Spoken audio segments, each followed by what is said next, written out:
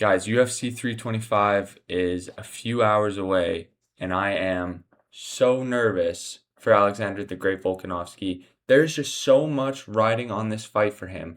I don't even know why he accepted it in the first place. Yet here we are, waiting 9 months after the first one for a rematch against Diego Lopez. This guy has been given another free 5 rounds to try to find one shot on Alexander Volkanovski. I'm not going back on my prediction. Do I think Diego Lopez gets this done? Absolutely not. I think Volk dominates this fight. He has another masterclass performance, winning at least 4 out of the 5 rounds, and he defends his belt and becomes a defending featherweight champion for the second time, solidifying his legacy even further as the greatest featherweight of all time. But I can't stop thinking about what happens if he loses this fight. Because as we know, this is a very, very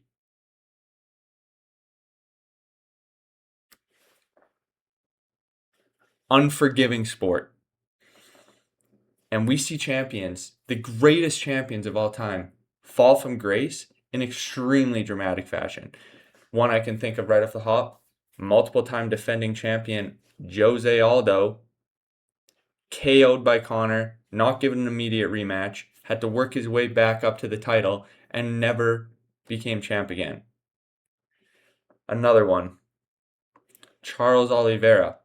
Yes, he's still putting up good wins, but we turned on him so quickly after his loss to Islam Makhachev. We were like, Charles is the best. Charles, do Bronx, do Bronx. Everyone's yelling, do Bronx. He loses to Islam. Everyone's like, oh, he's washed. Yeah, he was never that good anyway. It was expected that he was going to lose to Islam. Meanwhile, half of the people were like, oh yeah, he actually has a decent chance against Islam. Okay. Way to fucking switch up on one of the most fan-favorite champions of all time. Who else we got? How could I forget flyweight champion Renan Barão?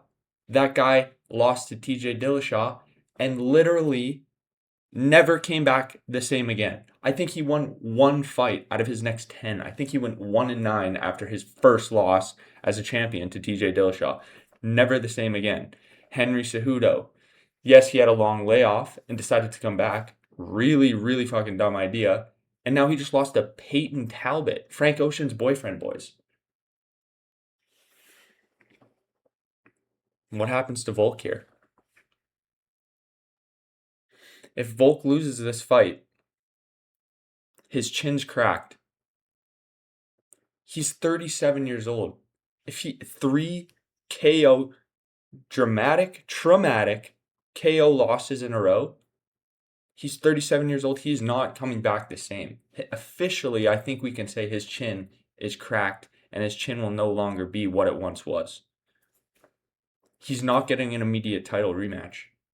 If he continues to fight again, he has to put up probably at the very least 1 win, but I would expect the UFC to make him fight for even 2, 3 wins in a row against top rising contenders in order to get another title shot.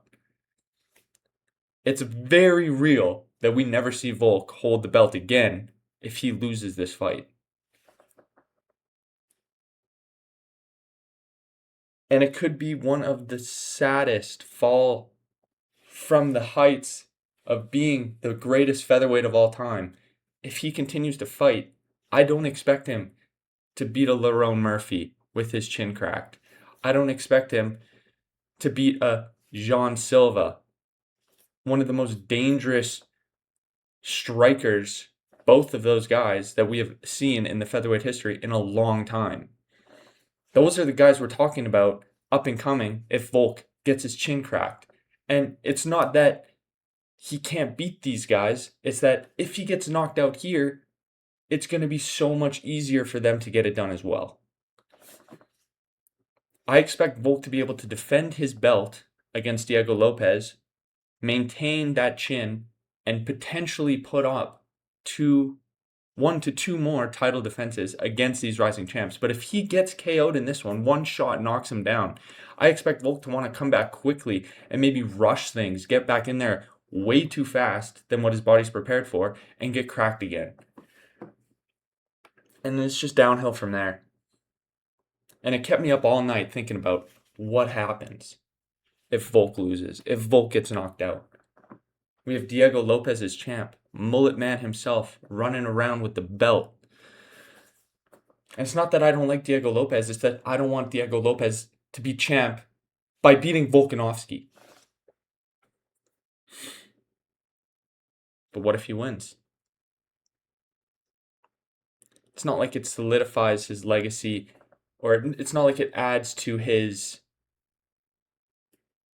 resume of dominant victories. Sure, it does, but it's a back-to-back win against Diego Lopez. We're not talking about back-to-back wins against, if Piotr Jan were to beat Merab back-to-back. That's ridiculous. Merab's one of the greatest bantamweights of all time.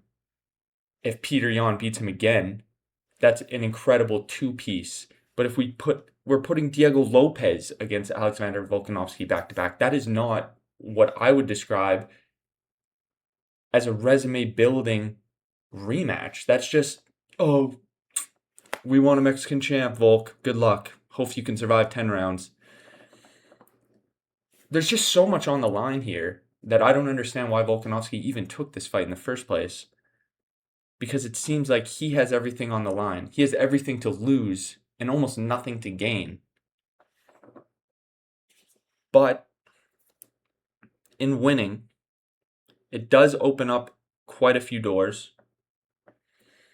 One of which being, and I'm not saying the UFC would do this because I think they're sick of champs jumping up, down, to different weight classes trying to get that coveted second belt.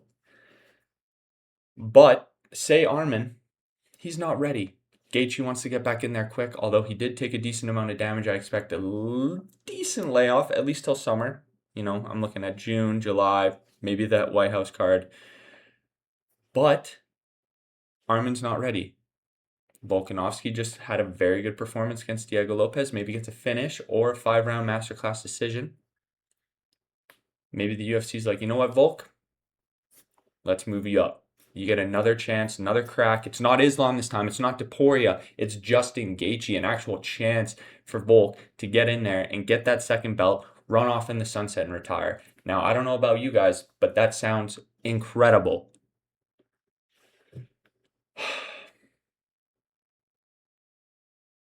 But if he loses,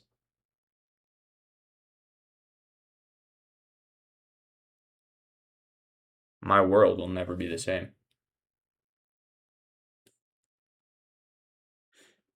That's it.